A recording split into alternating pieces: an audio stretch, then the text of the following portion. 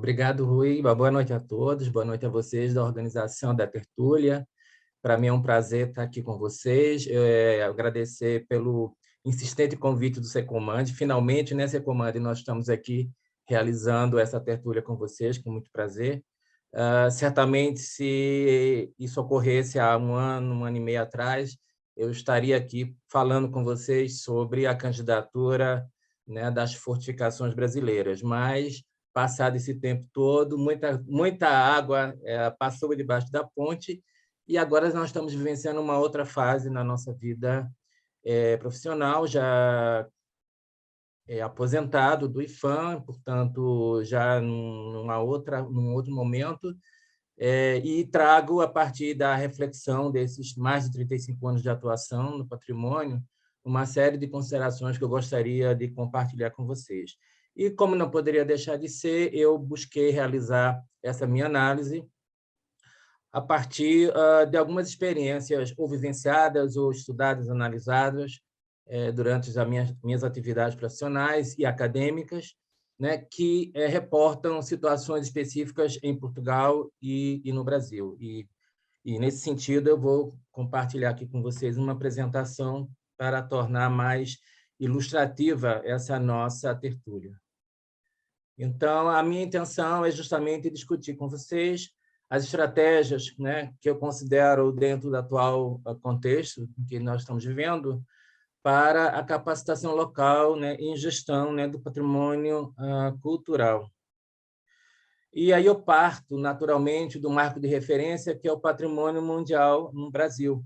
E por que eu parto dessa referência? Porque eu considero de que esses lugares, esses sítios, esses bens culturais declarados patrimônio mundial, eles são referência, eles acabam se constituindo em marcos de análise, de observação, de investigação, de estudo e de experimentação. Portanto, são vitrines que devem espelhar aquilo que consideramos ser adequado para, né, a preservação e a valorização, né, desse patrimônio. Por isso que meu marco de referência é este.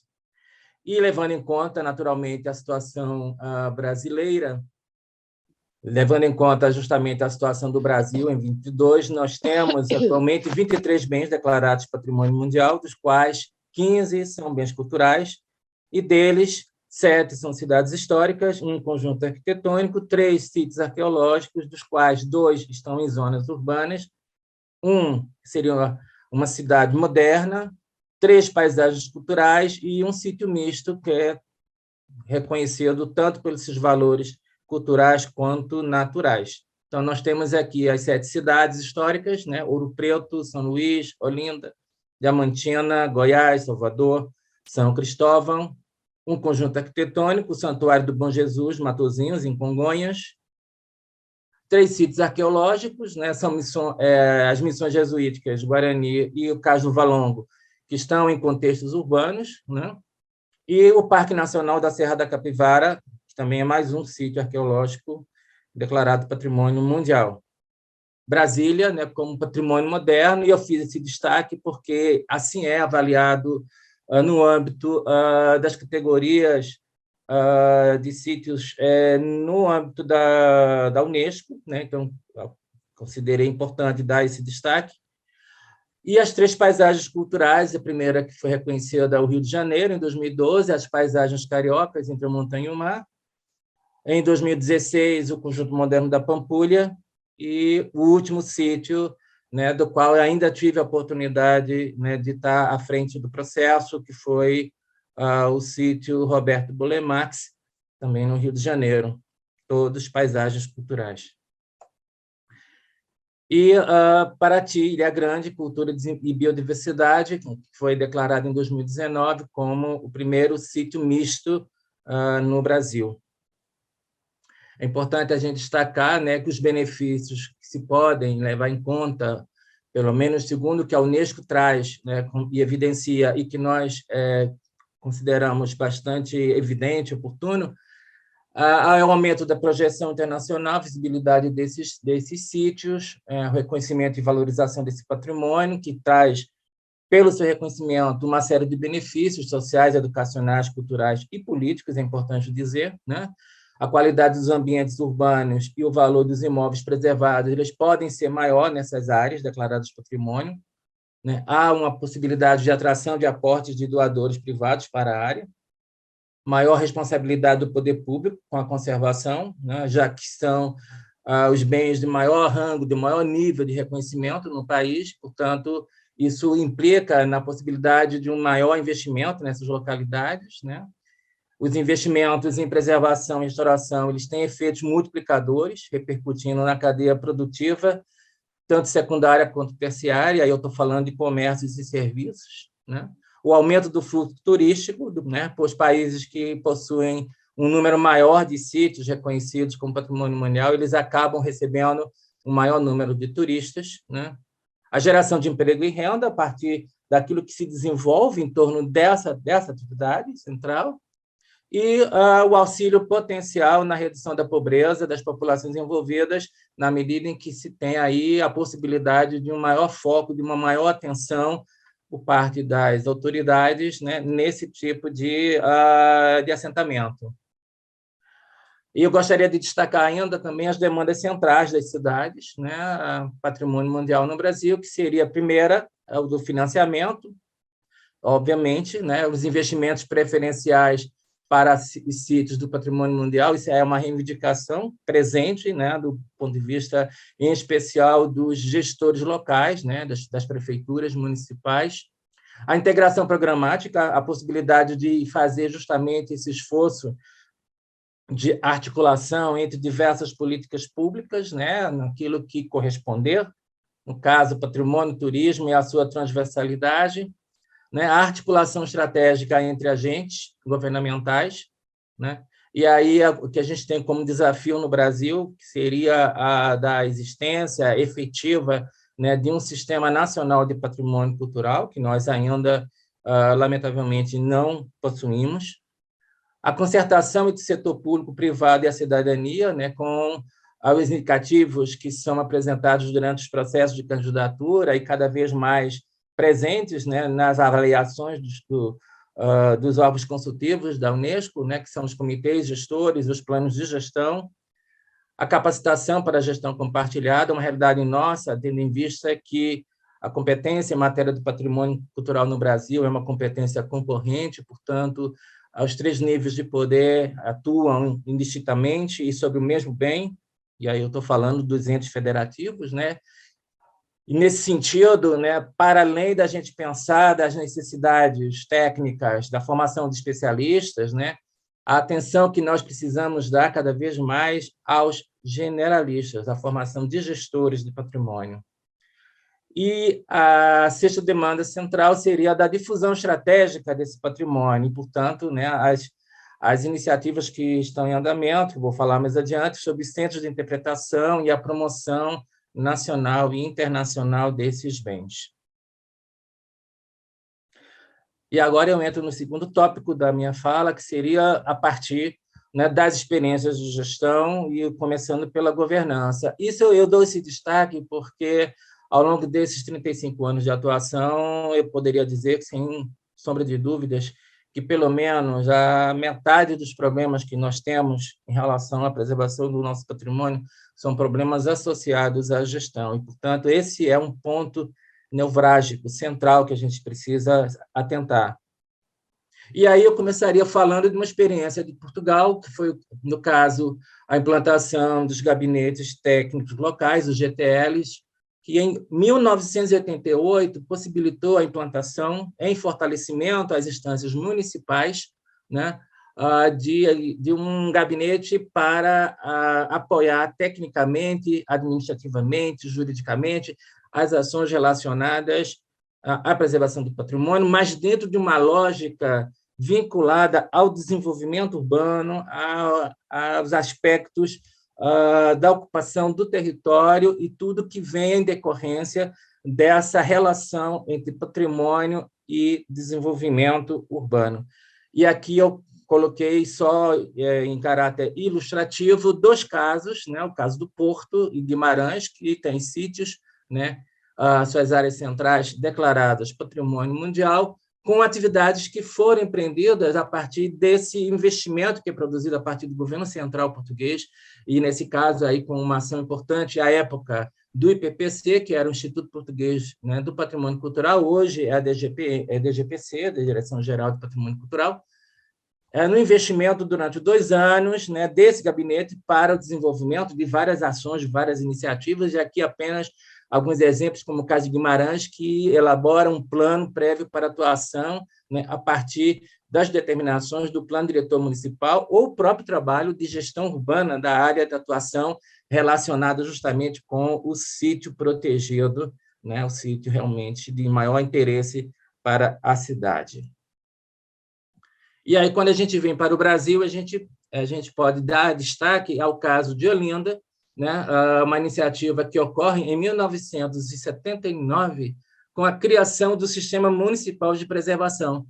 É o primeiro sistema municipal de preservação criado no Brasil, a partir da Lei 4.119, né, que cria, né, uma lei municipal de proteção, para o seu tombamento específico, né, municipal de reconhecimento de bens em nível municipal, um conselho municipal de preservação como um agente consultivo com representação municipal, estadual e federal, né, para discutir as questões relacionadas à preservação do sítio histórico de Olinda, o Fundo Municipal de Preservação, que corresponde a 5%, né, do Fundo de Participação dos Municípios, que é uma transferência obrigatória, né, dentro da estrutura federativa brasileira, né? Então, o governo federal transfere mensalmente 5%, né, do valor geral que é arrecadado, né, em termos de receitas no país, vai para os municípios, e Olinda, desse fundo que ela recebe, 5% ela direciona para a questão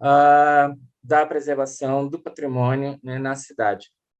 E o quarto item importantíssimo, que foi a Fundação Centro de Preservação dos Sítios Históricos de Olinda, como órgão de planejamento e implementação das ações nos sítios históricos, né, tanto de caráter normativo quanto executivo. Então, como vocês podem ver aí, tanto em Portugal como no Brasil, de maneiras distintas, né, um reconhecimento sobre a importância do fortalecimento da instância local com relação a essa lida, né, da preservação do patrimônio, porque as coisas acontecem no município, né, sem perder de vista essa dimensão mais ampla, nacional, no caso, mas o reconhecimento quanto à necessidade de instrumentalizar as instâncias locais para que elas possam, associadas às instâncias nacionais, desenvolver essa lida relacionada à preservação de patrimônio. Então, entramos aqui, portanto, já no item da instrumentação. Em Portugal, o regime jurídico dos instrumentos de gestão territorial lá existentes, né, como o próprio Plano Diretor Municipal, que estabelece a estratégia mais geral de desenvolvimento territorial do município, né, a partir de uma política municipal de solos, de ordenamento do território e do urbanismo, mas o que eu quero destacar de mais importância é a existência de um instrumento específico a partir desse regime jurídico estabelecido em Portugal, né, que é o do plano de pormenor, que desenvolve e concretiza em detalhe as propostas de ocupação, né, de qualquer área, né, do território municipal. E, nesse sentido, eu faria ainda um destaque sobre a natureza de planos de pormenor que existe dentro desse regime jurídico vigente em Portugal, que seria o plano pormenor de salvaguarda, né, com seu conteúdo e finalidades definidos nos termos daquilo que a Lei de Bases do Patrimônio Cultural define e estabelece, e, por outro lado, o plano de pormenor de reabilitação urbana, com conteúdo e finalidades voltadas para a reabilitação de áreas que são previamente definidas e estabelecidas, né, dentro do regime jurídico da reabilitação urbana em Portugal. Interessante dizer que há em Portugal, portanto, dentro dessa estrutura legal dos instrumentos que são aplicados para estabelecer as atuações no campo do território, né, há uma especificidade, há uma particularidade relacionada à questão, né, do patrimônio, quando se tratam de áreas de interesse para a preservação. Então, aqui vocês podem ver o exemplo aqui no caso da reabilitação em relação aos planos de pormenor produzidos lá sobre os núcleos históricos centrais de Lisboa. Isso aqui é apenas como uma ilustração sobre a existência, né, de instrumentos que operam, né, as atuações, né, a partir da administração, né, municipal e, nesse caso, especificamente, as áreas protegidas, as áreas declaradas como de patrimônio cultural de interesse ou para o município, ou para a região, ou para o próprio país. Né? No caso do Brasil, né, nós temos como referência, né, o Estatuto da Cidade, que vem de 2001, né, também com a figura do plano, né, diretor municipal, que indica, né, a forma de desenvolvimento do município, fixando as regras e as estratégias de planejamento para, né, o alcance efetivo desse desenvolvimento pretendido, né, nesse território.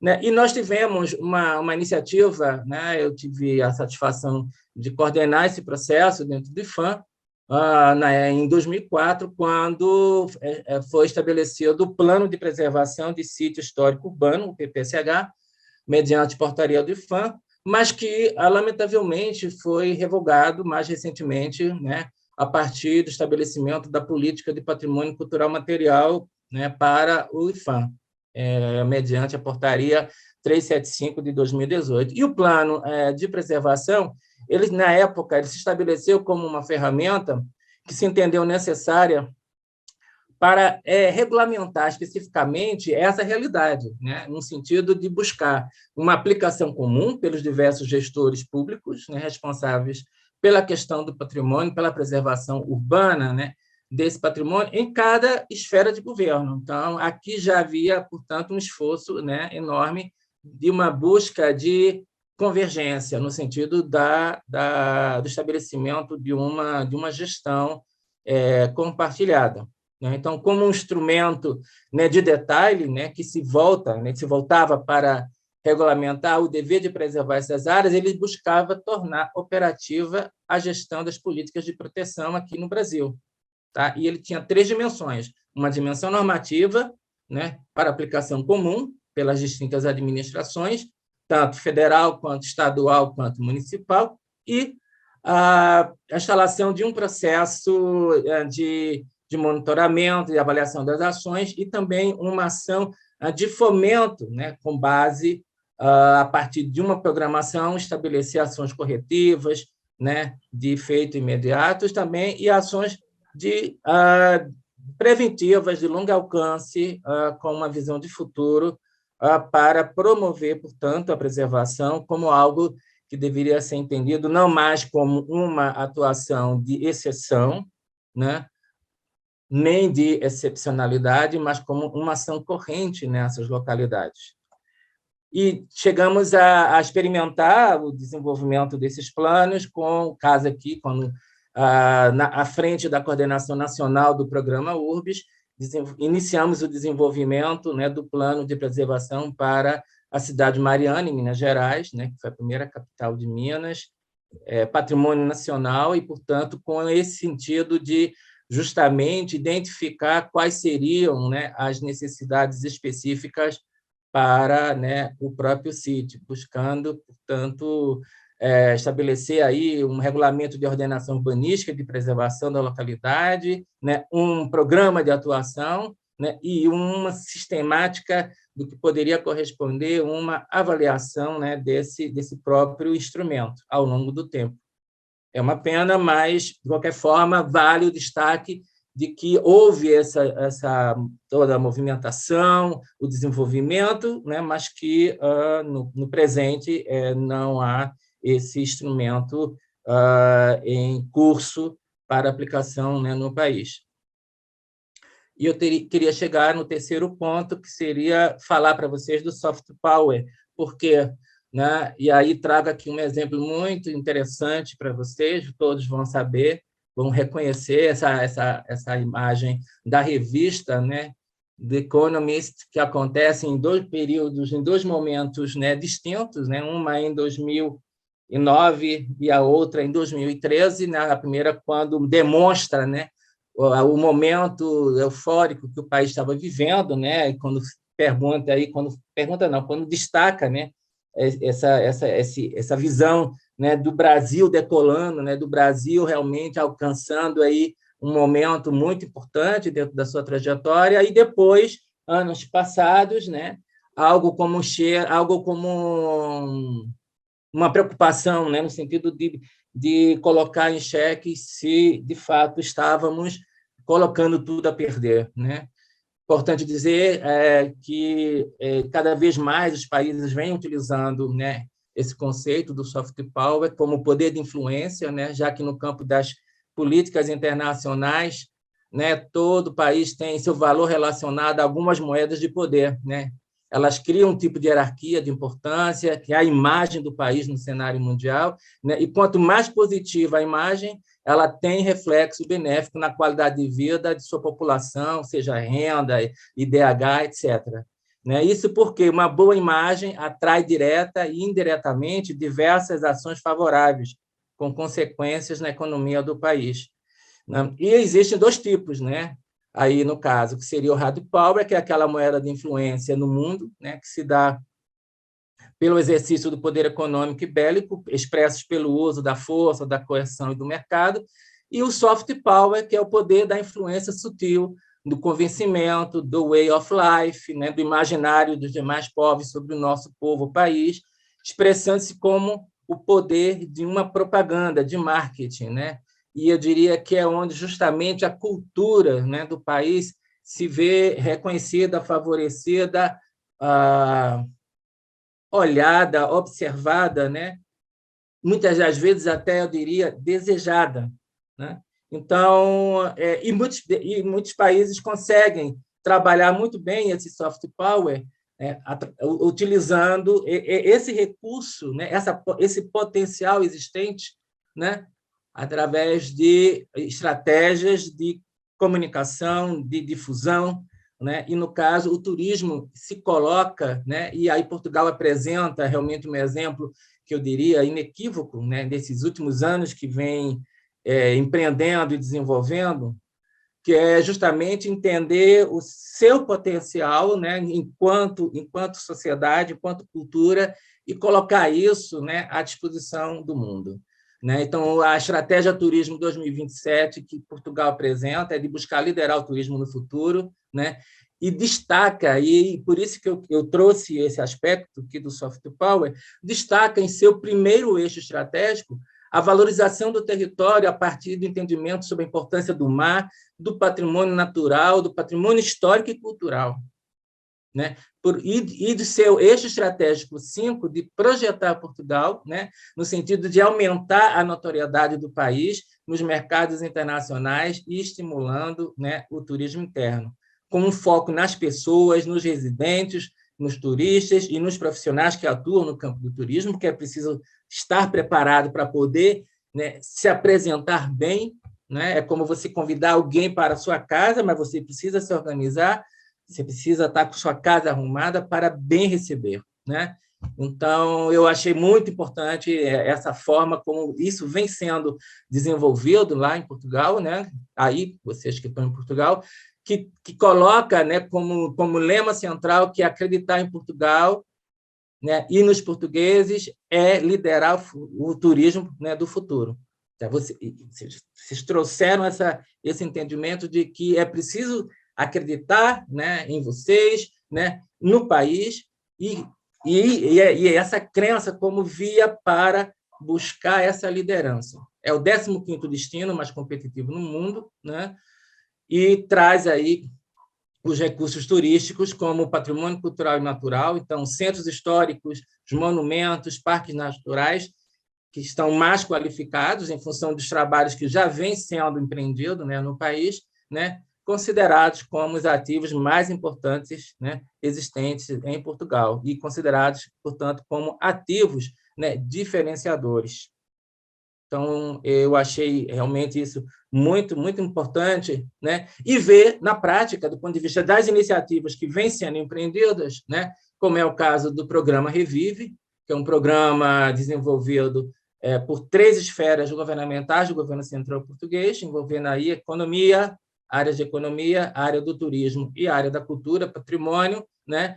Uma ação que visa, né, a promoção de uma iniciativa conjunta, né?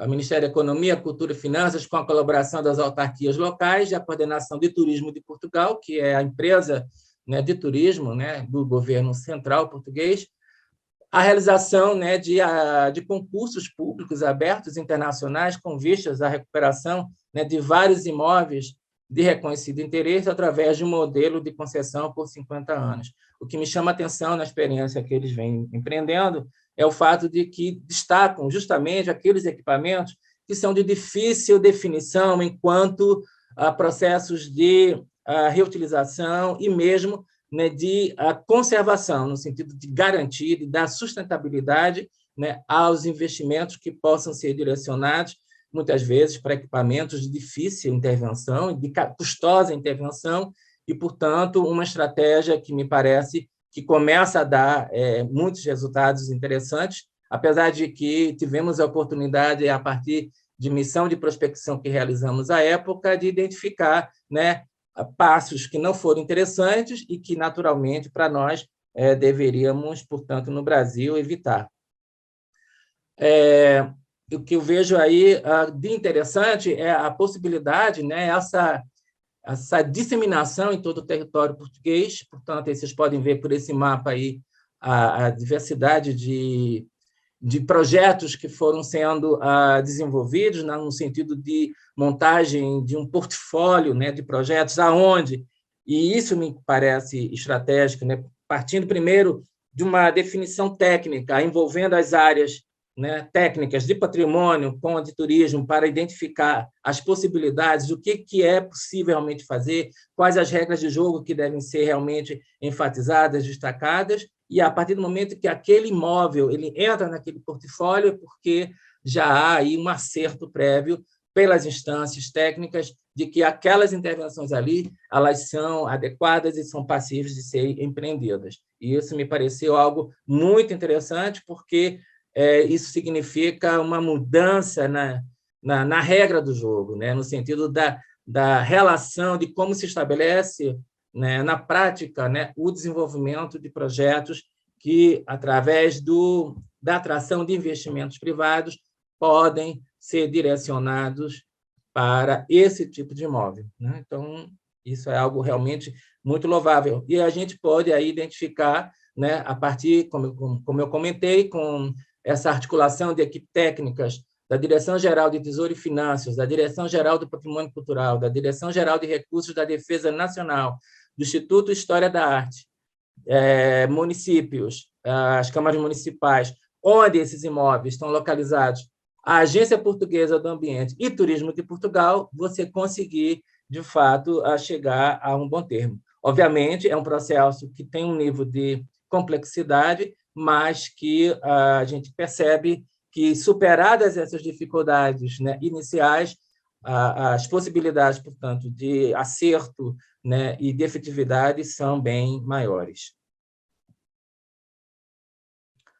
Apenas como um destaque aqui em termos de instrumentos financeiros, para quem não conhece, especialmente aí para os nossos colegas brasileiros, né, estabelecimento de uma linha de crédito com garantia mútua, né, a partir do Turismo de Portugal, exclusiva para esse programa e com operações elegíveis voltadas para a reabilitação de edifícios, né, que fazem parte do programa, de modo a adaptá-los, né, ao objeto do contrato de concessão, com condições de financiamento de um montante máximo de 7.500.000 euros, em um prazo de reembolso e carência de 20 anos, né, e com taxas de juros a acordar, né, com o banco, com um spread máximo, né, de 3,5%. Então, assim, é algo bastante interessante do ponto de vista da atração, né, de possíveis investimentos, outros que não apenas aqueles diretamente públicos, que a gente sabe que no campo do patrimônio são historicamente, né, enfim, escassos, né? E aí eu não poderia deixar de trazer um caso, né, só apenas com caráter ilustrativo, porque não há condições da gente aqui detalhar isso com vocês, né, que é o Forte da Insua, em Caminha, que faz parte do portfólio do programa Revive, com uma proposta de concessão de 50 anos, com a destinação para estabelecimento hoteleiro, alojamento local ou outro projeto de vocação turística. Isso que eu acho importante é que há uma abertura, né, e isso dito pelos colegas da DGPC, né, em Portugal, de que se pôde ampliar também o conceito daquilo que poderia ser de interesse turístico, né, para que não ficasse só apenas com o entendimento que se investiria nesses equipamentos para apenas instalação, né, de alojamentos, de hotéis ou de pousadas, né? Mas projetos com vocação turística. Então, projetos culturais de interesse turístico teriam também, portanto, abertura e possibilidades de absorção, né, nessa iniciativa. Então, aqui apenas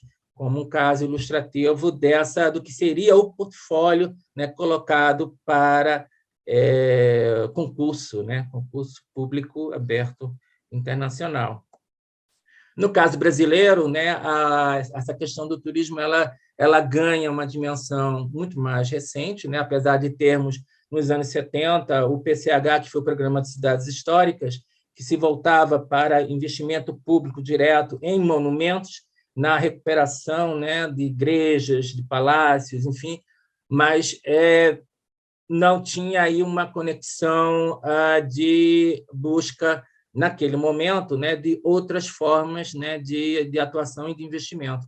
E, no caso dessa ação aqui, mais recente, o que se busca, enfim, que é um decreto de 2019,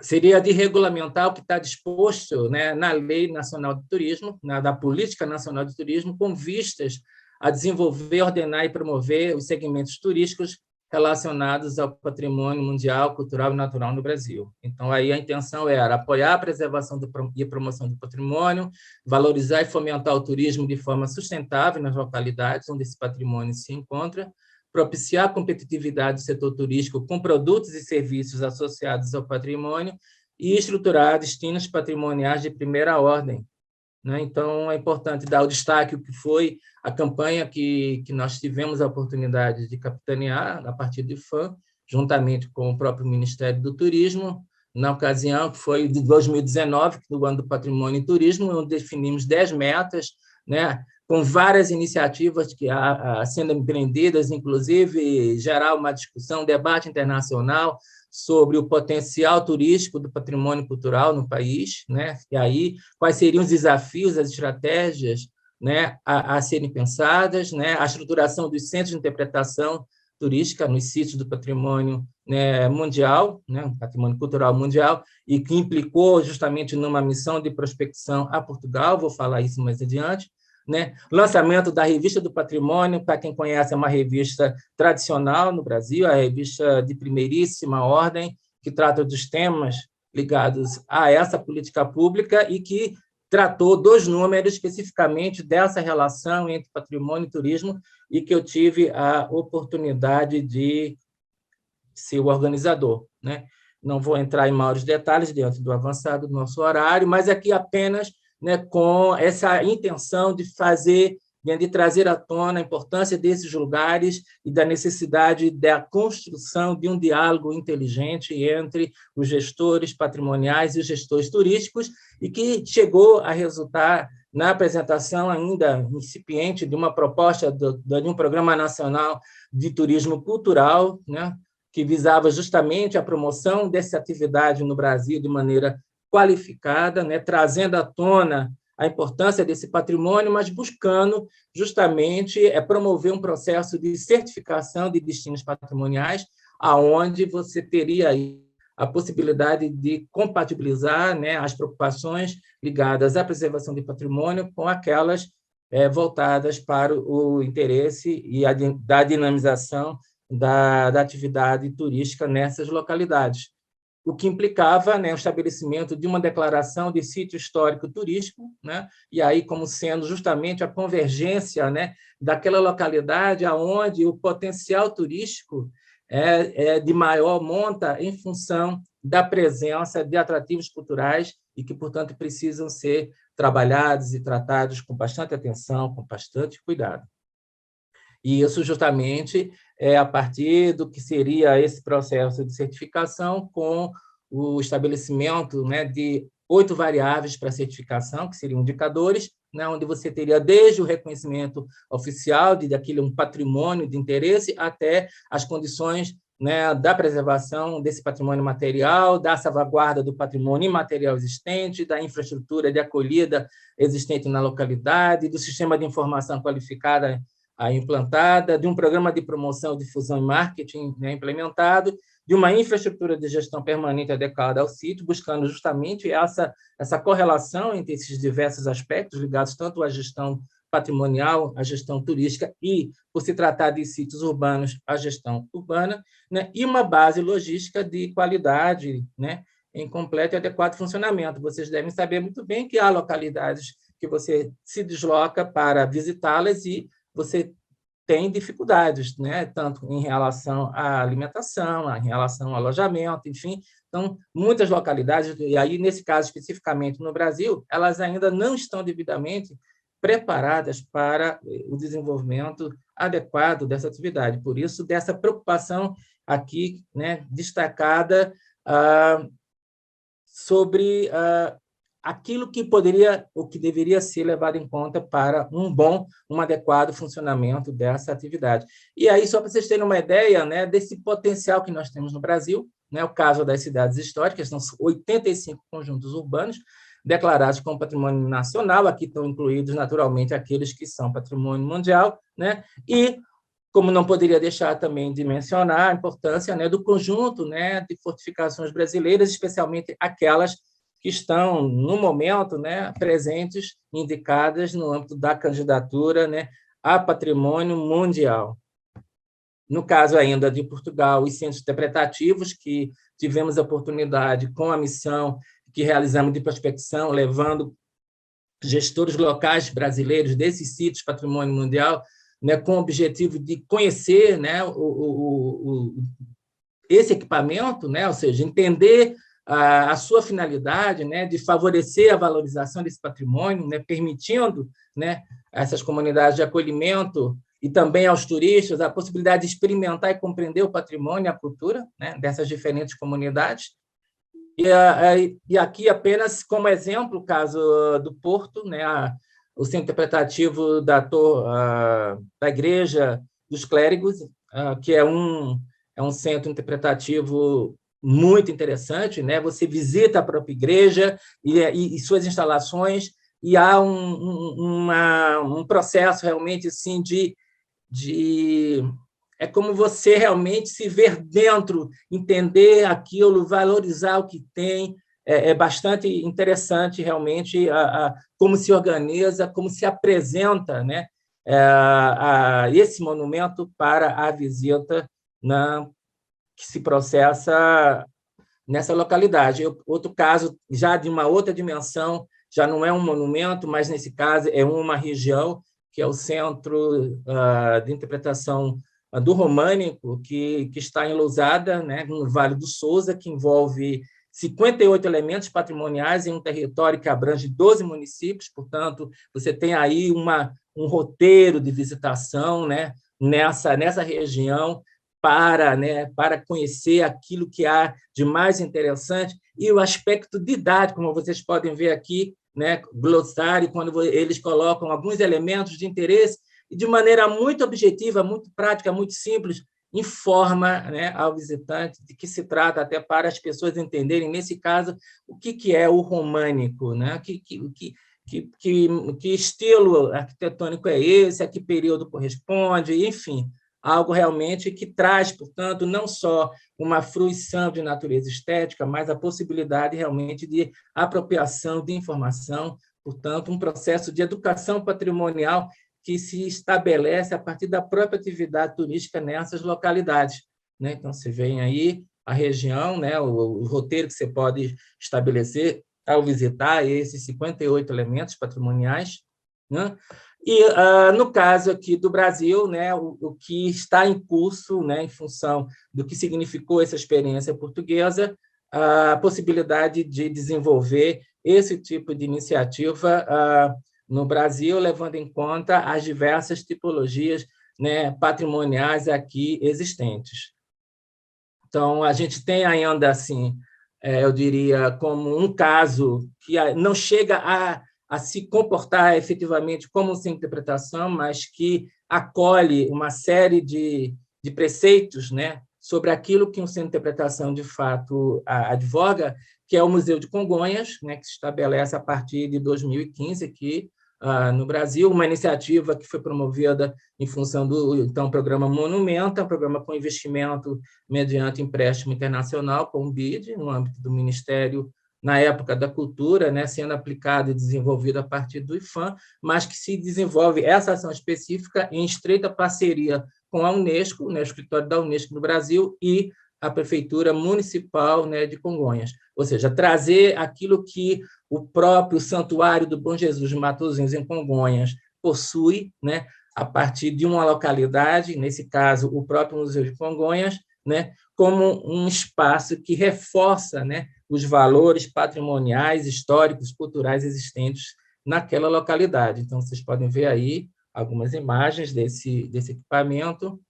A diferença, porque se trata de uma localidade que possui um acervo e, portanto, museu, e que tem atividades ligadas ao estudo, à conservação, né, desse acervo, coisa que, no âmbito de um centro de interpretação, isso não é uma demanda presente, ou seja, para implantar um centro de interpretação, não há necessidade, objetivamente, de se ter esse tipo de acervo, né? E o caso que está em curso, que aí sim, já dentro realmente de uma lógica de um centro de interpretação, que é a Casa da História de Salvador, juntamente associada, vinculada ao Arquivo Público Municipal, que está sendo desenvolvida, né, em função do que foi essa missão, né, de prospecção a Portugal. Vocês estão vendo aí as imagens, né, a representante da Prefeitura Municipal de Salvador acompanhou toda a missão conosco, e isso deu insumos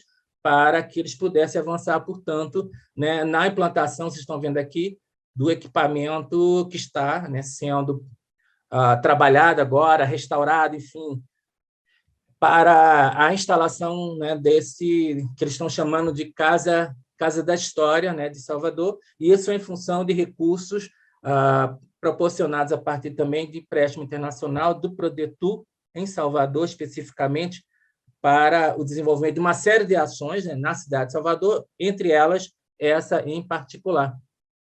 E, por último, eu queria fazer referência justamente a essa necessidade, né, a partir dessas três frentes que eu mostro para vocês, né, sobre a atuação no campo do patrimônio, as necessidades, a atenção que a gente precisa dar à capacitação local para as boas práticas, entendendo as boas práticas, né, como aquelas técnicas identificadas, né, como as melhores para realizar determinada tarefa, né, e que devem necessariamente gerar resultados de alto impacto e serem replicáveis, consistentes, adaptáveis e com a facilidade de utilizar novos recursos e metodologias. E vocês podem identificar aqui que as boas práticas é a convergência entre aquilo que implica a governança, os atores, a instrumentação, as ações, e o soft power, a cultura. E que, no caso que eu trago aqui, como caso objetivo de operacionalização, através, né, das ações relacionadas ao turismo cultural.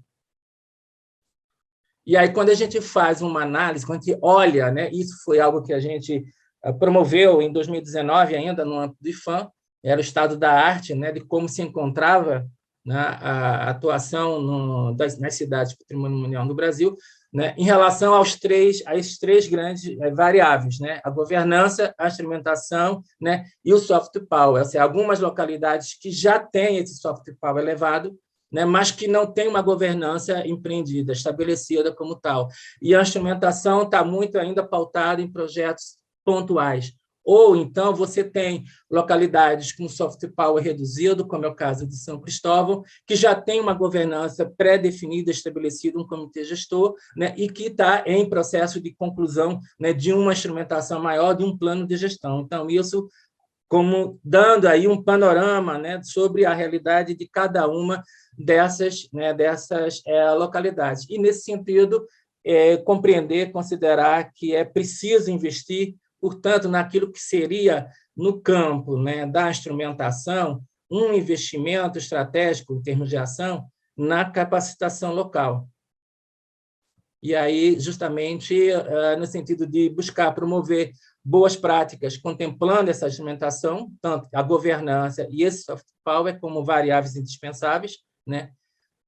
E aí voltar-se para promover ações de capacitação profissional, né, nos municípios, né, em temáticas consideradas centrais para a preservação desse patrimônio nessas cidades históricas, possibilitando identificar, selecionar, destacar premissas que favoreçam, né, o desenvolvimento de iniciativas locais, né, voltadas para essas diversas problemáticas que cada localidade vai apresentando e vai destacando. A ideia, portanto, aqui é de gerar uma capacitação no sentido de fazer cada participante pensar sobre a problemática, né, para sair das práticas restritas e fechadas, né, e pautar a capacitação em um processo de reflexão e de instrumentalização prática, né, e objetiva.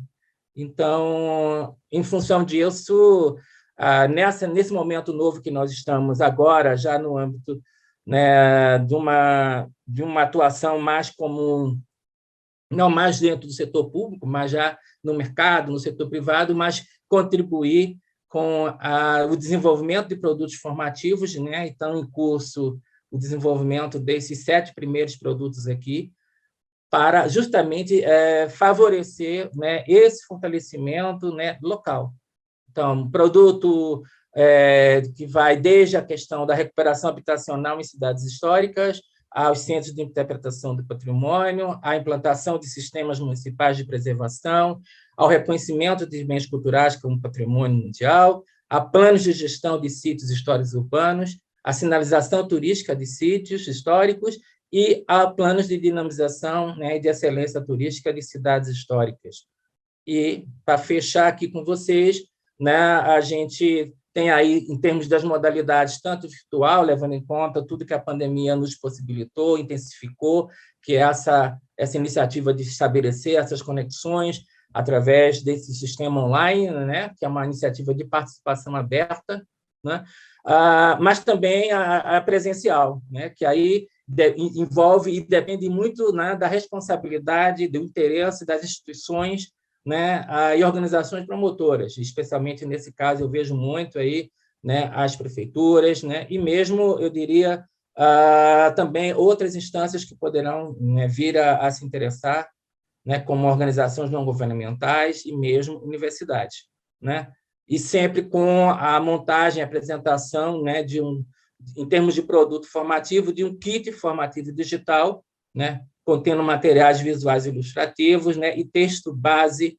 temático, né, com bibliografia de referência, né, questionário de posicionamento do participante integrado, a ficha de inscrição, para que a gente possa ter aí uma ideia, né, sobre os interesses, as preocupações, né, e a realidade sobre a qual ele atua ou pretende atuar.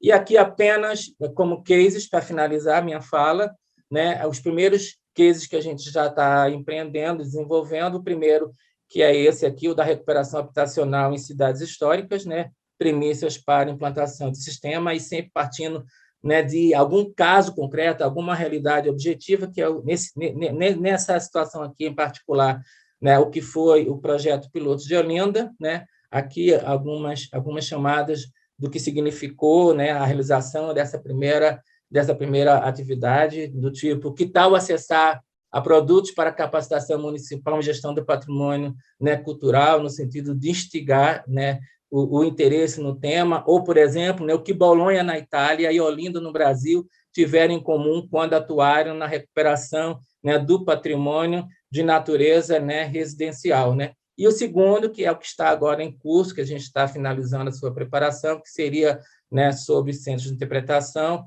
voltado, né, e considerados como uma estratégia, né, de comunicação inteligente sobre o patrimônio para, né, visitantes e residentes. E aí, né, novamente, dentro dessa mesma lógica instigadora, né, de trazer a temática do patrimônio e turismo, né, qual o papel desses centros de interpretação nessa dinâmica, né? E do ponto de vista do turismo cultural e a interpretação do patrimônio, né, o que deve ser promovido para melhorar, né, a experiência turística. Então, era isso que eu queria trazer para vocês. Eu sei que é muita informação, o tempo foi o que foi possível, e a gente se coloca à disposição para esclarecimentos, dúvidas, enfim, interesses particulares que vocês possam apresentar em relação a tudo isso que eu falei. Obrigado. Marcelo, muito obrigado. Excelente apresentação de matérias que também já aqui foram abordadas, mas que garantidamente são de todo o interesse, com novas perspectivas.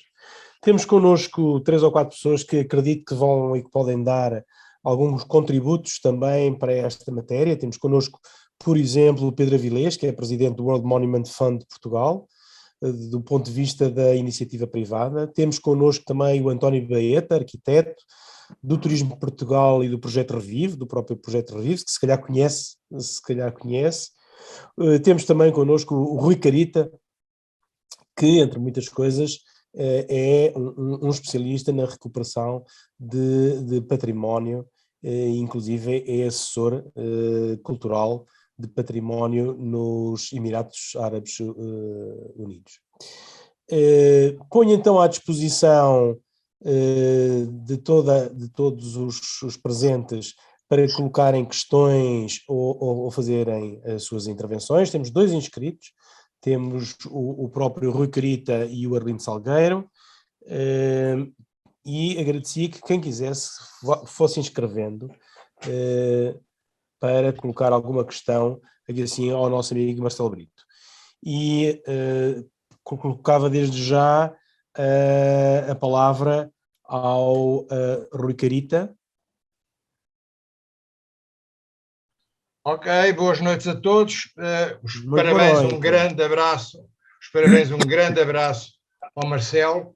É uma inveja porque é uma coisa que nós todos sonhamos, um dia poder ter uma empresa com um portfólio a este nível, que vou piratear algumas coisas, já tirei apontamentos aqui para piratear, porque é um problema que nos coloca continuamente, não é?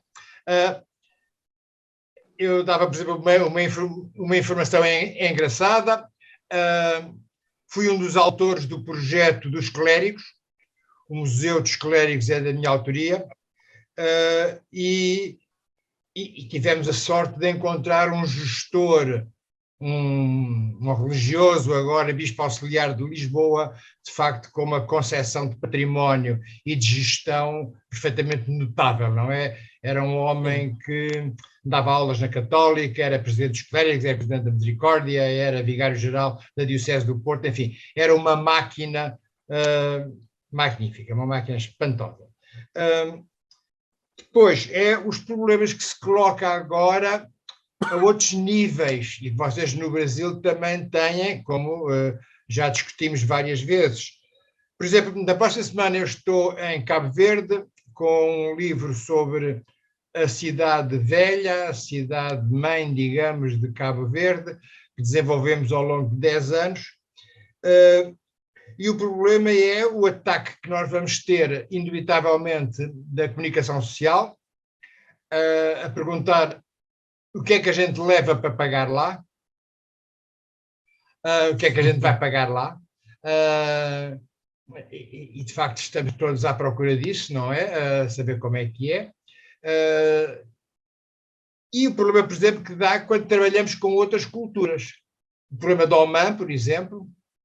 Imaginem o que é uma pessoa ser chamada a Oman via Emirados Árabes e Sharjah para dar um parecer sobre o parecer negativo dado na Comissão de Acompanhamento às flages, ou seja, às levadas, às condutas de água de Oman, foram classificadas como património religioso, como património, etc. E não são hoje, quer dizer, a água é canalizada, quer dizer, nada daquilo depois funciona, não é?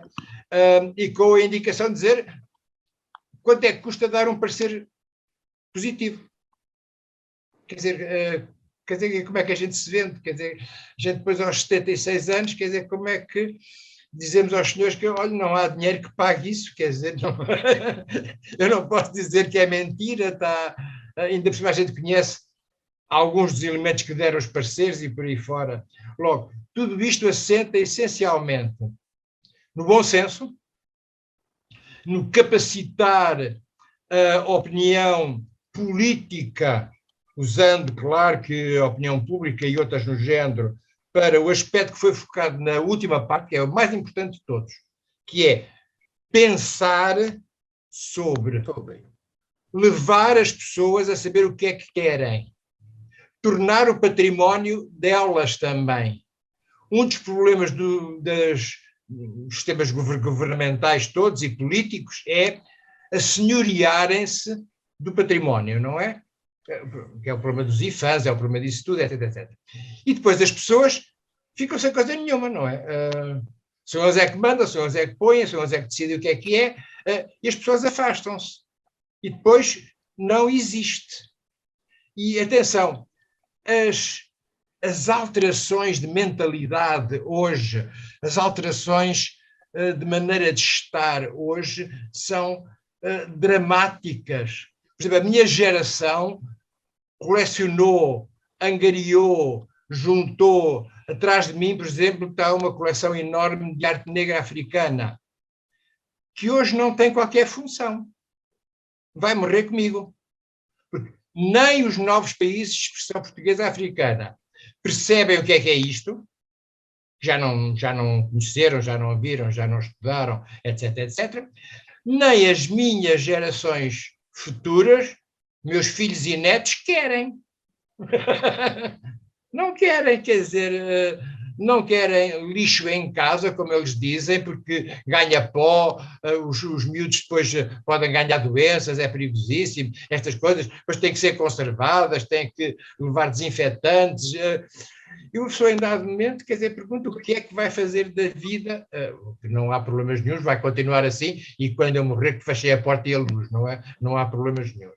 Agora, o pensar a sério sobre estes assuntos, quando o poder político por vezes quer coisas imediatas, branco e preto, e depois há todas as cores do mundo para negociar, quando o poder económico quer um lucro imediato, quanto é que isso vai render, quanto tempo e como é que é? Eu estou-me a lembrar, ainda discutimos muito sobre o Palácio da Rua da Rosa, onde era a Academia Portuguesa da História, a pertença da Câmara Municipal de Lisboa, um palácio monstruoso, mas que não tem acessos para alojamento local, não tem estacionamentos para não sei o quê, quer dizer, como é que se rentabiliza um espaço daqueles? O ideal é arranjar uns marqueses e umas marquesas, mas já não há, já morreram todos também, não é? Logo já não há gente para pôr nos palácios. Logo, tudo isso é urgente, é parar para pensar. Atenção, nós estamos em países gravemente democratas, porque vivem para umas eleições imediatas. Têm que justificar. E têm que justificar a concorrência. Há 2 meses eu fui chamado a Vila Viçosa para criar com um grupo de trabalho um centro interpretativo do Castelo. Eu disse que era excepcionalmente difícil criar um centro interpretativo do Castelo da Câmara Municipal quando ao lado está a Torre Rouqueira da Fundação da Casa de Bragança, que já é museu, e embaixo está um dos maiores palácios-museus de Portugal.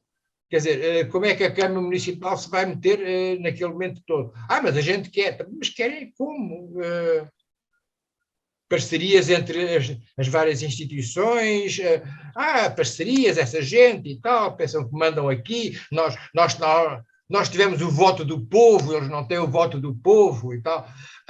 Ora, o voto do povo tem uma validade de 3 anos, não é? Quer dizer, daqui a 3 anos há outro voto. Logo, pensar em relação ao futuro, pensar como é excepcionalmente importante. Logo, os meus parabéns por este alerta importantíssimo para todos nós que nos interessamos por património e que não sabemos como é que vamos fazer. Atenção, o nosso problema é que não sabemos. quer dizer, vamos ter que estudar, vamos ter que reunir elementos, vamos ter que reunir pessoas, porque senão não é branco, não é preto, não é nada disso. Tudo bem. Parabéns. Um grande abraço, Marcelo. Oh, obrigado, querido. Olha só, mas se você me permite, quer dizer, por isso que esse esforço todo de fazer, assim, de apresentar esses vários elementos, essas várias experiências, e depois fazer um esforço quase de síntese, né, quando a gente traz o conceito de boas práticas, né, e que elas estão embasadas em 3 grandes frentes, ter esse olhar. Eu acho que aí cabe a nós, gestores, profissionais que trabalhamos, que atuamos, enfim, com toda um percurso, uma trajetória, e, portanto, com alguns crivos, né, de poder destacar, né, algumas situações que podem contribuir para esse processo. Mas eu não acredito em modelos, eu acredito mais em referências, tá? Não acredito em receita pronta, eu acho que tem que colocar na mesa, né, gerar o debate, fazer as pessoas pensarem sobre isso, e aí elas trazerem para a sua própria realidade, para o seu próprio contexto, e aí encontrar qual a melhor solução, qual a melhor saída para enfrentar, né, os problemas que elas precisam, de fato, enfrentar. E não, muitas vezes, com coisas artificiais, com coisas que não são necessariamente aquelas que poderiam responder melhor, né, às demandas que elas, de fato, né, elas possuem. Então, eu fico muito feliz de ouvir tuas considerações e agradeço muito. Muito obrigado ao Rui, muito obrigado ao Marcelo pela resposta, e passava agora para o Brasil, para Arlindo Salgueiro. Arlindo. Oi, muito bom estar aqui com vocês. Sou Arlindo Salgueiro, presido aqui o Movimento Pro Memória de José Bonifácio, sou luso-brasileiro, estou sempre aí em Portugal, né? Estive agora mesmo em setembro e outubro, né? Minha família é de Viseu, né? E eu gostaria de estar colocando uma questão que está sendo ventilada aí, que eu acho muito importante, que é nós nos apropriarmos do patrimônio histórico que temos.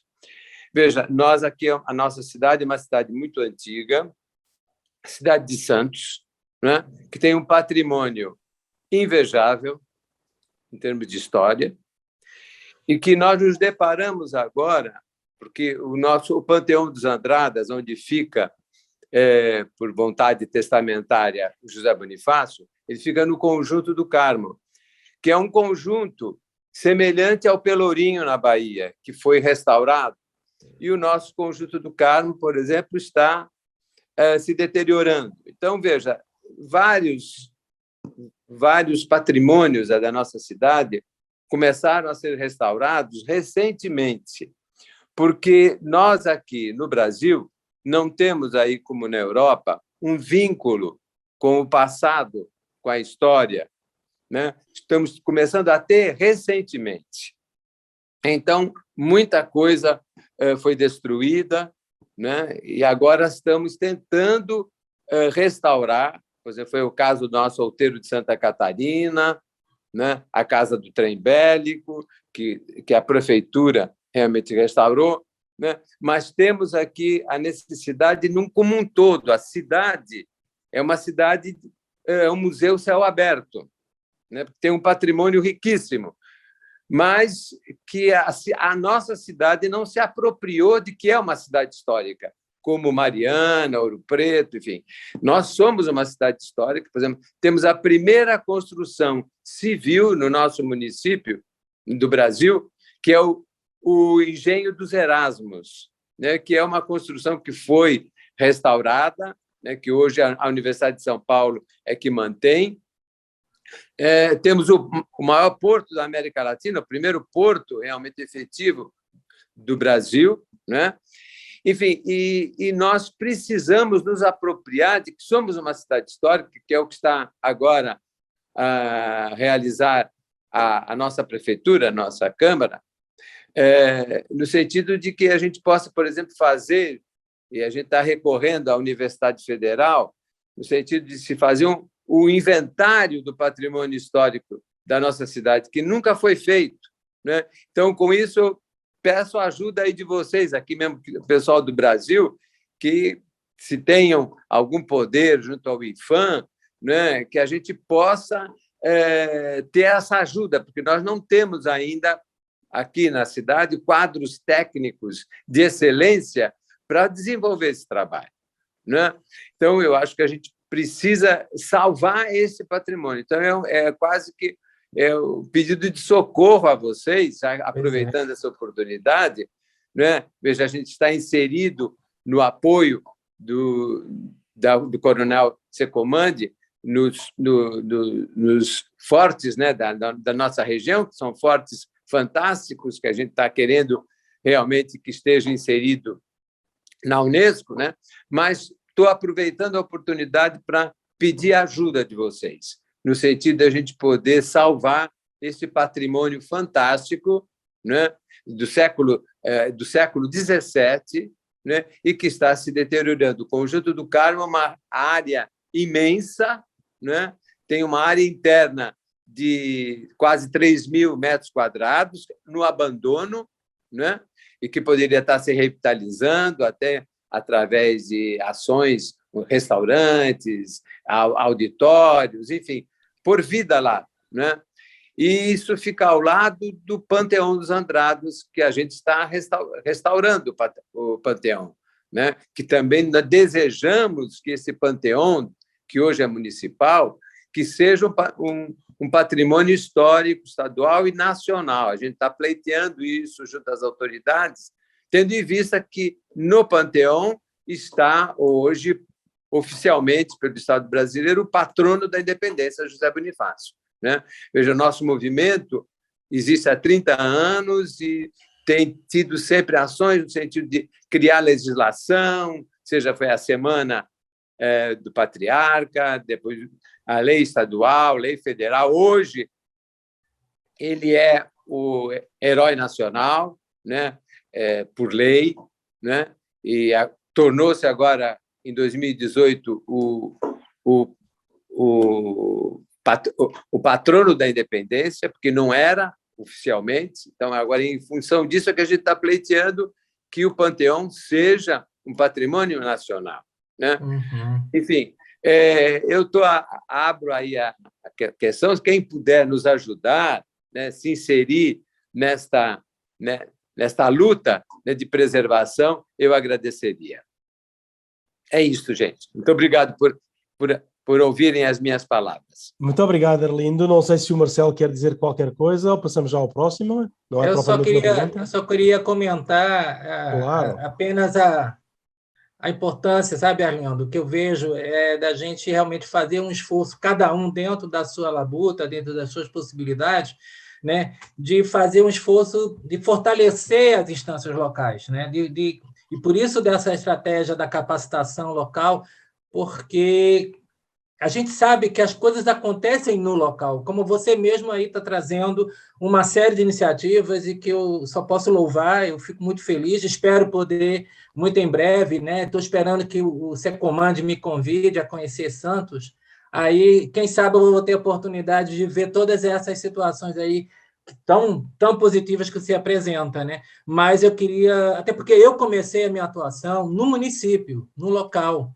né? Eu comecei em Olinda e, né, depois fui para uma esfera nacional e atuei depois no campo internacional, mas eu tenho esse entendimento de que é preciso esse investimento, né, nas pessoas que estão na localidade, porque você precisa ter gente ali no lugar para poder participar desse processo, fortalecer esse processo, né, de preservação. Por exemplo, você falou de coisas que me chamou a atenção, porque quando a gente vê uma promoção turística de Santos, não aparece quase nada disso que você falou, exceto a questão da Bolsa do Café, que me ocorre aqui, tá? Das minhas lembranças, daquilo que a gente vê do ponto de vista, né, da promoção turística de uma cidade como Santos. Então, tem algo que precisa ser ajustado aí. Então, quando eu falo nesse investimento no local, tem a ver muito com isso, porque são as pessoas do local trazerem à tona justamente essas referências que são importantíssimas, né? que as identificam, que as particularizam, né? Dentro da gestão turística, é o valor agregado, é o diferencial que uma localidade tem. há uma tendência errônea, equivocada, de querer se igualar ao outro. Não, a gente tem que trabalhar, são justamente as nossas particularidades, as questões da identidade cultural tem a ver com aquilo que eu falei do soft power. É isso, é esse imaginário, são esses valores que a gente tem que trazer à tona. Então, eu fico muito feliz de ver assim, o seu empenho, a sua dedicação em relação a esse trabalho. Enfim, mas eu só queria dar esse destaque aí, justamente com relação à importância dessa formação local. Muito obrigado Arlindo, e muito obrigado ao Marcelo. Bom, estamos a aproximar cada vez mais do fim do nosso período, temos uma série de inscrições, pedia aos próximos que fossem relativamente sintéticos nas vossas intervenções. Temos inscritos ainda o António Baeta, a Regina Márcia, o Pedro Avilés e o Sérgio Williams. Agradecia, vamos fazer exatamente por esta ordem e passava a palavra ao António Baeta. Boa noite a todos mais uma vez e muitos parabéns ao arquiteto Marcelo de Brito. Eu gostei muito de ver o exemplo do nosso Revive na sua apresentação. Tivemos em Porto Alegre já há quase 3 anos, não foi? Tivemos com esta apresentação, foi um grande prazer conhecê-lo lá e tenho esperança que em breve exista um programa Revive em força, com muita força no Brasil. Estão a trabalhar nisso, eu sei que sim, nós temos participado também, mas em breve gostaríamos muito de ver um edifício, um património recuperado no âmbito do Revive Brasil. Mais uma vez, muitos parabéns. Muito boa noite a todos. Muito obrigado. Muito obrigado, António. Eu vou deixar depois, para quem não viu na altura, o António Baeta fez a tertúlia número 15, exatamente sobre o projeto Revive, e que hoje aqui sim foi mais uma vez falado. E depois eu vou deixar o link para poderem ver quem não teve a oportunidade na altura. Passava então a palavra à Regina Márcia. Regina, muito boa noite.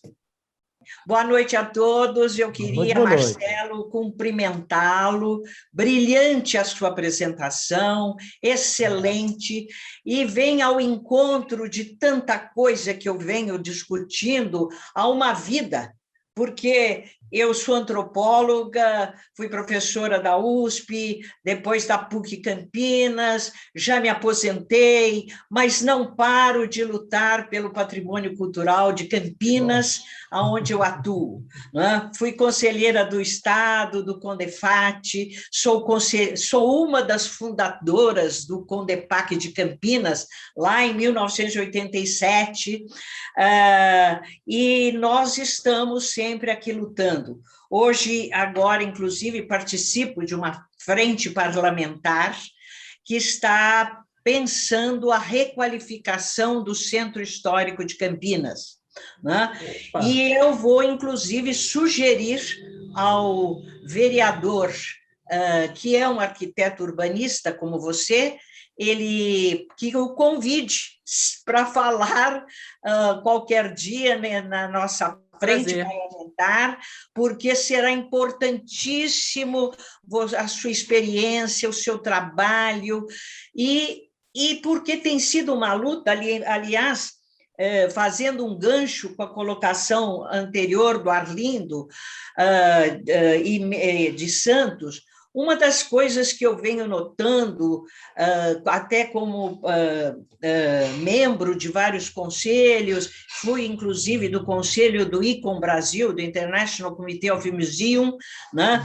Andei pelo mundo inteiro vendo várias experiências, estive no Canadá, na Universidade de Laval, durante 3 meses, vendo uma experiência magnífica da requalificação do Centro Histórico de Quebec, que envolveu não só o patrimônio construído, o patrimônio histórico construído, mas também aquilo que eu valorizo muitíssimo, até por ser antropóloga, o patrimônio imaterial.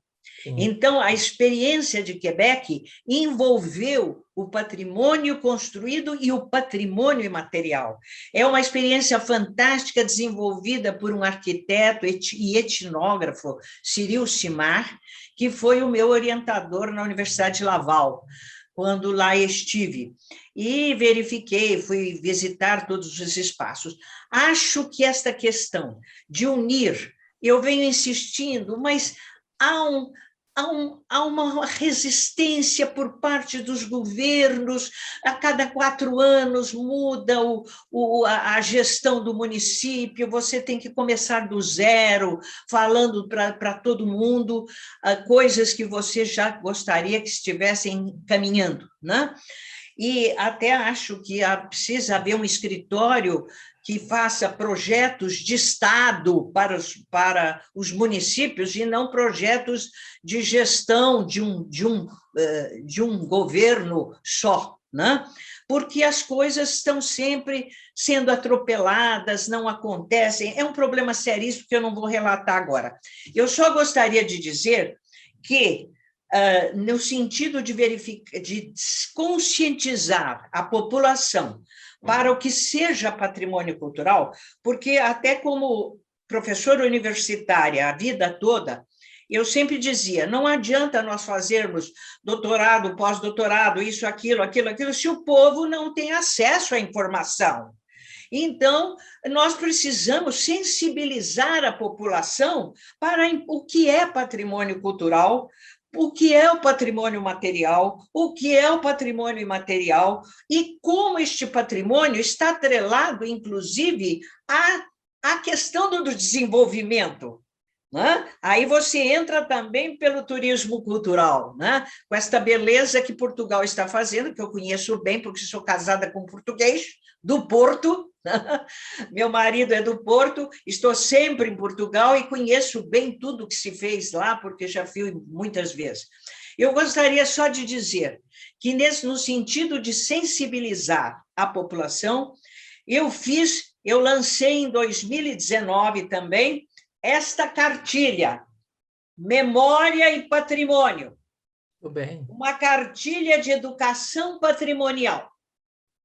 Nós temos que fazer cartilhas no nível... O que eu fiz? Eu peguei o meu texto acadêmico, contratei um jornalista, um fotógrafo, e falei, eu quero que vocês transformem o meu texto acadêmico numa linguagem acessível a uma criança de 9, 10 anos, ao motorista de táxi, ao motorista de ônibus, à dona de casa, ao dono do mercado municipal, ao vendedor do mercado municipal. Eu quero em linguagem acessível a todos, porque se a população não se envolver na preservação, não adianta nós ficarmos uma vida escrevendo teses, fazendo reuniões no Condefat, no Condepac, no Conde isso, que é daquilo, o próprio IFAM fazendo um trabalho magnífico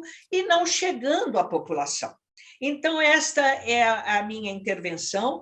Primeiro, vou insistir para que o coordenador da Frente Parlamentar o convide para estar em Campinas, qualquer dia, para falar para o grupo da Frente Parlamentar. Segundo, gostaria de ter que ficassem com o meu e-mail, que está aí, quando eu pus na minha inscrição aí, que eu gostaria de ver os endereços de vocês para mandar a minha cartilha, para que vocês pudessem apreciá-la.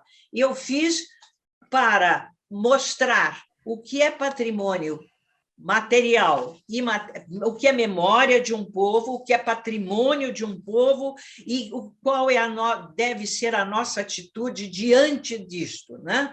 Eu gostaria de mandar a vocês, participantes, até para uma crítica de todos em cima desta cartilha. Muito obrigada, sucesso, meus cumprimentos a todos. Muito obrigado, Olha Regina. só. Pode-nos mandar que nós partilharemos por todos, sem problema absolutamente nenhum. Rui, Muito só bem. queria comentar, Rui, só queria comentar uma Claro breve... que sim, Marcelo. Apenas Mas tem que ser agradecer as palavras aí, sintético. o convite que ela apresentou, mas eu queria só fazer o destaque àqueles 2 aspectos das boas práticas, que é a governança e a instrumentação. Porque, de fato, o que ela está colocando é totalmente pertinente, agradeço muito as suas palavras, tá? Acho que é nesse esforço de convergência mesmo que a gente precisa levar em consideração, porque soft power nós temos de sobra, mas precisamos trabalhar juntamente com a governança e a instrumentação. E essa iniciativa que você apresenta vai justamente nessa linha. Então, eu fico muito feliz. Obrigada. Muito obrigado, Regina. Muito obrigado, Marcelo. Pedro Avilés. Eu, rapidamente, só queria cumprimentar o Marcelo Brento, magnífica exposição que nos fez, que segui com muito interesse e peço que depois Rui me possa chegar a alguns dos painéis que ele apresentou, porque terão muito interesse para a minha atividade. Como o Rui explicou há poucos dias, há praticamente 10 dias, a Universidade Católica e outras entidades procuraram para eu assumir a presidência do World Monument Fund em Portugal. Eu proponho desde já que eu faça convosco uma sessão sobre o que é essa atividade, porque é uma atividade não só de financiamento privado, mas gigantesco no mundo, em que só existe na Europa de 5 países que beneficiam disso, entre eles Portugal, existe na China, no Japão, no Camboja, na Índia, no Peru, mas na América Latina muito poucos locais. Há o Peru e México só, que até agora beneficiaram desses grandes financiamentos.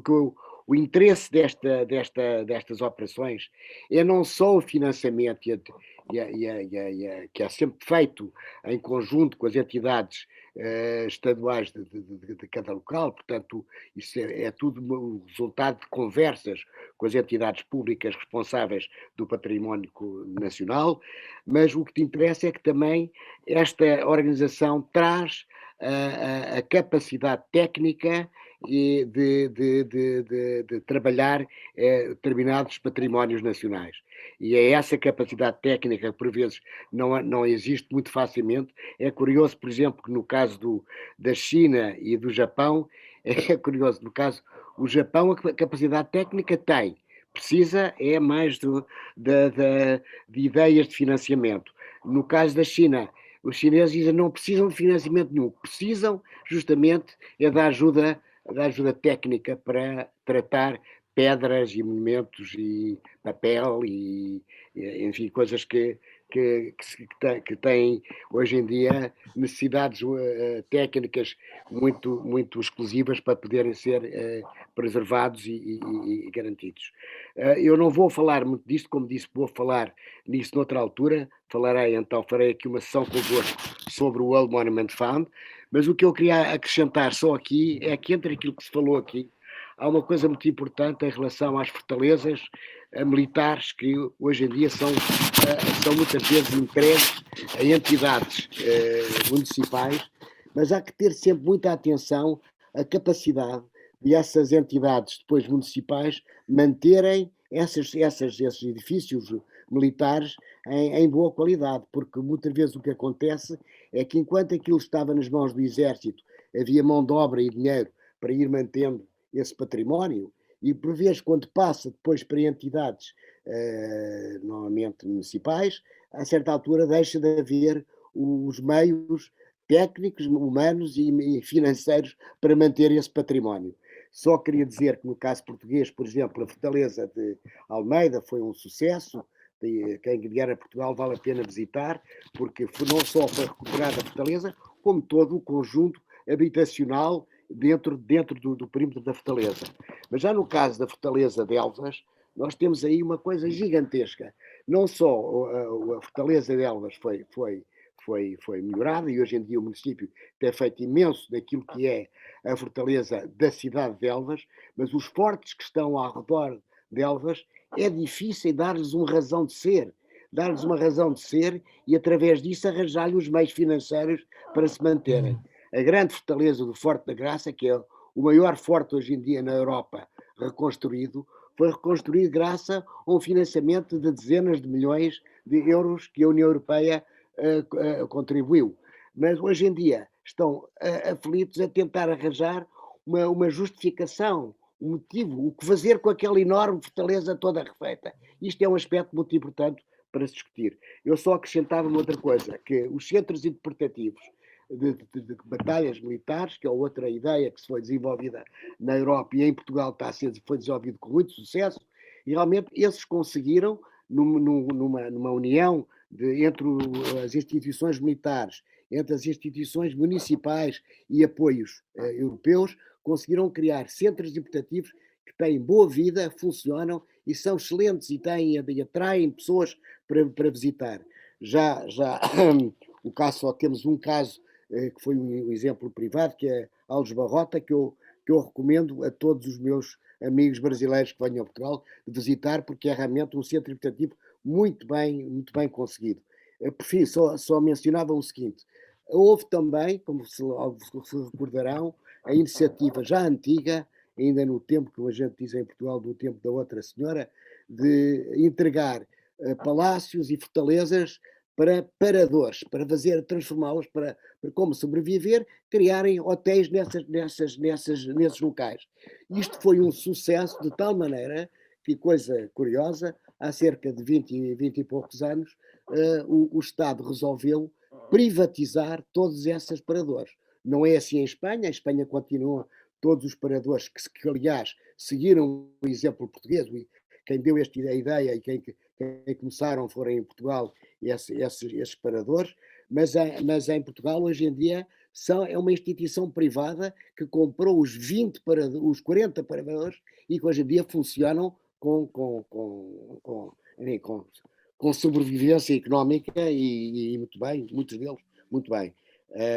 Pronto, eu, como digo, não quero tirar mais tempo, deixarei, se me dão a vossa atenção, para daqui a, não sei, 2, 3, 4 semanas poder fazer uma explicação do que é o World Monument Fund e como funciona e como está funcionando em Portugal. Só para vos dizer que em Portugal, por exemplo, a Torre de Belém, o Mosteiro dos Jerónimos, toda essa pedra que vocês veem quando vêm hoje, está limpa, bonita e arranjada, tudo isso foi feito pelo World Monument Fund, assim como os jardins e as estátuas do Palácio de Queluz, e temos hoje em dia projetos de melhoramento de tratamento de azulejos, de azulejaria, de claustros de convento, de pinturas murais do Almada Negreiros nas Garras de Marítimas de Lisboa, na Mata do Bussaco, enfim, há vários projetos que vos falarei quando me derem a vossa atenção e a vossa paciência daqui a um mês, ou uma coisa assim.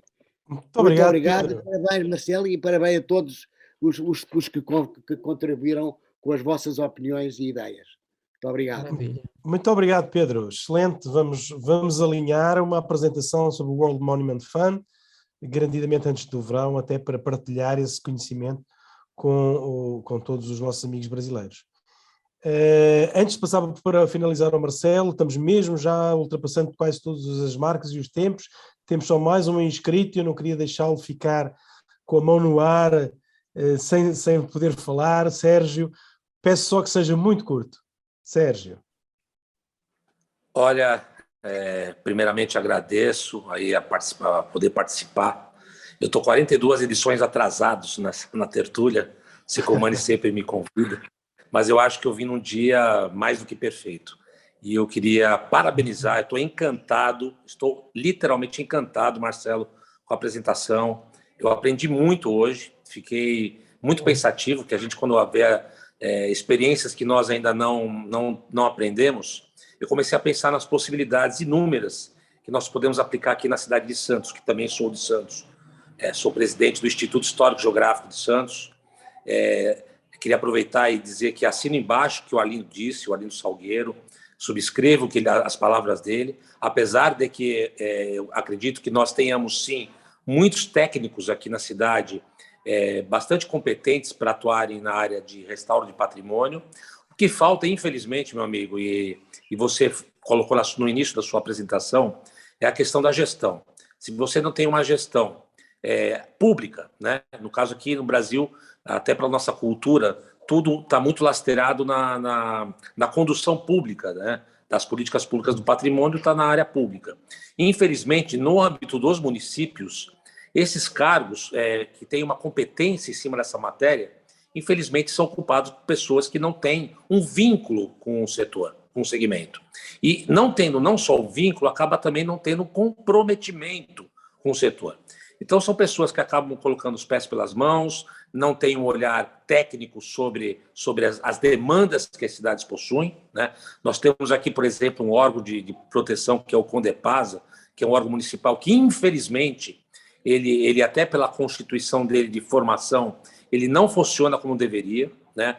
Os técnicos até digo que os técnicos do CONDEPASA, internamente, o órgão de apoio, são pessoas que acabam se frustrando muito porque não conseguem ver traduzidas as resoluções em relação ao patrimônio da cidade.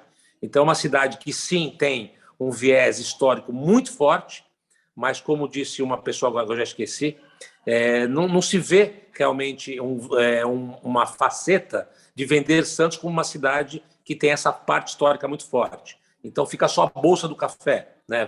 Se vende só a Bolsa, sendo que nós temos aqui patrimônios de quase todos os recortes existentes. Nós temos gótico, nós temos até neomanuelino. Nós temos um neomanuelino aqui em Santos, que é hiper raro no país, né? Nós temos colonial, pós-colonial, eclético, arte deco, arte nouveau. Nós temos um prédio maravilhoso, o Ramos de Azevedo, na Orla da Praia, que é o Escolástica Rosa, que está literalmente largado, né? E o mais incrível é que não é só o largado, não se tem uma solução, não se há uma condução de resolução para que aquilo volte ao convívio da sociedade, porque o mais importante do patrimônio não é só restaurar, é dar um uso, né? Então a gente luta muito por isso. E eu vejo o que você falou, eu fiquei absolutamente encantado com a história da Fortaleza do Norte de Portugal, lá da região do Porto, que, aliás, o Porto é a cidade do nosso fundador, Brás Cubas, né? O nosso fundador, ele é oriundo do Porto. Aliás, trouxe a experiência das Santas Casas de lá. Da possibilidade de uso para a área hoteleira ou para alguma questão vinculada à área turística. Nós precisamos aprender essas lições aqui no Brasil. Só que, além de aprender, infelizmente, não vou dizer infelizmente, mas é uma necessidade, nós que militamos nessa área, que lutamos tanto por essa área, nós precisamos também ocupar os espaços políticos dessa área. Eu não sou político partidário, não ocupo cargo político, mas cada vez mais eu sou um passador de chapéu. Marcelo Brito, eu sou um passador de chapéu aqui na minha cidade. Eu estou lutando pelo Instituto Histórico, que também ocupa um prédio tombado pelo patrimônio. Nossa edificação é de 1886, é do século XIX, e nós estamos concluindo um projeto de restauro.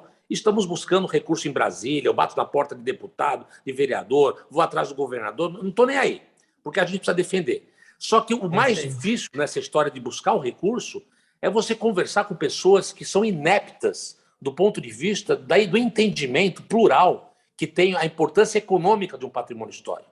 Então, você vê, às vezes, o descaso, o desprezo. Às vezes, o cidadão te outorga uma emenda ou um caminho de recurso como se fosse uma esmola ou um favor que ele está fazendo à instituição ou até à própria pessoa. Então, é um grande desafio, mas eu acho que nós temos como chegar nesse ponto, nós temos como reverter a situação. E eu queria até fazer um convite, Marcelo. O Instituto Histórico Geográfico de Santos está inteiramente à disposição para nós formatarmos uma parceria para a gente fazer, de repente, painéis de capacitação, porque, volto a dizer, temos muita gente aqui em Santos, muitos arquitetos, muitas pessoas que militam na área do patrimônio, da história, que se interessariam muito em poder observar essas experiências de Portugal. Aliás, Portugal tem um vínculo afetivo. Minha mãe é madeirense. Estou usando uma camisa aqui da Ilha da Madeira, né? Então, assim como o Arlindo, que é luso brasileiro, também sou luso brasileiro. Então, eu vejo isso com muita importância. Então, fica o convite, a gente pode depois conversar no privado sobre isso. Mas eu queria, antes de terminar, de parabenizar a Regina, lá de Campinas, porque ela faz uma coisa que eu faço no dia a dia aqui em Santos, que é tornar palatável o conhecimento sobre a nossa memória. É a ludicidade, é instrumentalizar e levar essa mensagem para o povo, para a sociedade. A gente não pode viver só no mundo acadêmico, com terminologias acadêmicas, porque isso aí serve para nós, mas não serve para o seu Manuel da esquina, para a dona Judite, a nossa vizinha. A gente realmente tem que fazer um trabalho de ludicidade, levar a mensagem, porque eu vejo a luta que esse homem está aqui, para mim está aqui embaixo, que é o Coronel Elcio Rogério Secomandi. Eu falo para ele que ele é o baluarte da história das fortalezas. porque esse homem luta por isso há muitos anos. Só que ele se depara a um grande problema. Ele se depara à falta do sentimento de pertencimento da sociedade em relação ao seu patrimônio. Uma vez ele me falou, Sérgio, a Unesco pede num questionário que tem uma seguinte pergunta: o entorno, a comunidade de entorno valoriza aquele patrimônio? E esse é o nosso grande desafio, porque é muito difícil fazer a comunidade ter essa compreensão. Aí a Unesco responde: se vocês querem que seja o patrimônio da humanidade, como vocês querem que a humanidade valoriza se nem o teu vizinho valoriza? Então, esse é o grande desafio. Agradeço essa oportunidade. Coronel Sicomandi, desculpa os 42 edições de atraso, mas eu estou muito feliz, eu acho que eu aprendi muito. Marcelo Brito, muito obrigado pela aula.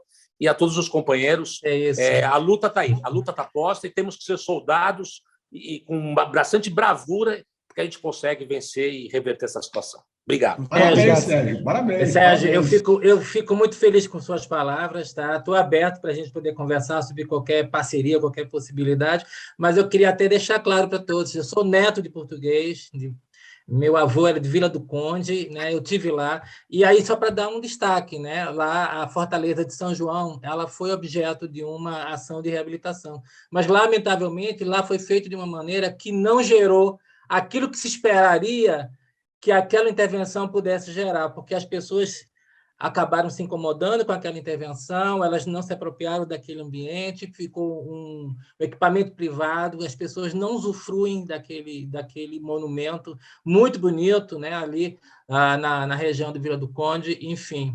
Mas é só para a gente estar atento de que não é panaceia que a gente traz, mas é importante a gente ter clareza sobre os aspectos positivos e como poder trabalhá-los, né? E por isso que eu trago essa estratégia das boas práticas, articulando governança, soft power com instrumentação. Então, muito obrigado, Sérgio, muito obrigado, Marcelo. Temos mesmo de terminar, já passámos todas as horas, vamos mesmo acabar. Muito obrigado, Marcelo. Eu vou passar a palavra só para umas palavras finais e dizer que é muito importante este aspecto das boas práticas. Melhor do que as melhores práticas são as boas práticas, porque as melhores são muito dedicadas a um determinado local em específico e essa experiência pode não ser reproduzida noutro local. E, portanto, não são as melhores práticas, são as boas práticas naquele local. E temos, sem dúvida nenhuma, partilhar muito estas boas práticas. Muito obrigado ao Marcelo. Vou só passar ao Marcelo para dar as últimas palavras, antes de passar ao nosso amigo César e fazermos a apresentação da próxima tertúlia. Marcelo. Uma vez mais, é somente agradecer a todos vocês que fazem, né, esse trabalho, essa iniciativa. Participei já em muitos momentos e, para mim, é um prazer realmente poder trazer essa contribuição, essa reflexão aqui com vocês. E como eu destaquei, e acrescentando apenas a isso que você comentou, Rui, é o pensar sobre e com, né? E com, porque é o que faz a diferença se a gente, de fato, quiser contribuir, né? Nem que seja com a nossa pequena gotinha ali no oceano. Mas se cada um fizer a sua parte, quem sabe a gente consegue aí resultados, né? Então, só isso, agradecer uma vez mais a todos vocês e parabenizar por essa iniciativa que eu acho muito louvável. Obrigado nós pela participação e que venha muitas vezes e sempre, e não seja só como o Sérgio, mas esperemos ter arranjado aqui assim um cliente para ficar para as próximas tertúlias. Muito bem, então, César, posso fazer a apresentação do próximo palestrante? Pode, eu queria só fazer uma fala bem rápida, a gente estourou muito hoje. Né? Bom, primeiro, vou dizer ao Sérgio que eu já falei para ele muitas vezes para ele vir nas tertúlias, então essas 42 aí, você pode ver todas no YouTube, tá lá, Tertúlias Portugal Brasil, você tem todas gravadinhas, tá? E essa vai ser uma delas, né?